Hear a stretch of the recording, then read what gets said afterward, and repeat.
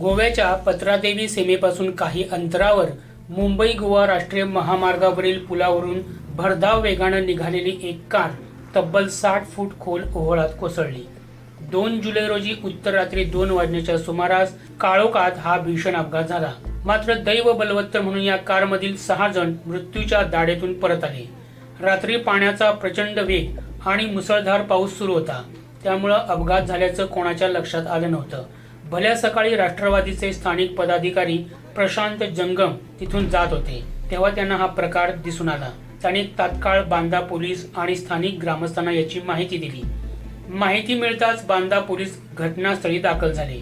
त्यांनी पंचनामा केला असता MH07AG 0004 या क्रमांकाची ही कार रात्री पुलापासून सुमारे 100 मीटर मागे डिवायडरवर चढली आणि प्रचंड वेगानं स्ट्रीट लाईटचा खांब तोडून थेट 60 फूट खोल ओहोळात कोसळली असं आढळून आलं। कारमध्ये सावंतवाडी येथील 6 युवक होते। या भीषण अपघातातून हे सर्व युवक सुदैवानं बचावले। पोलीस या घटनेचा अधिक तपास करत आहेत।